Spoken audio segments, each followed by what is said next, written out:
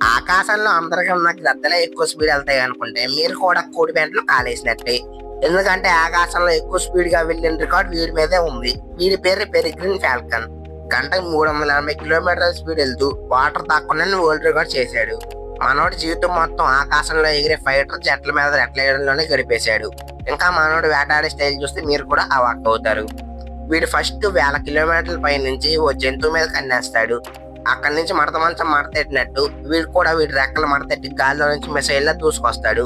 కిందకి రాగానే ఆ జంతువు మెడ మీద స్టాంప్ వేస్తాడు.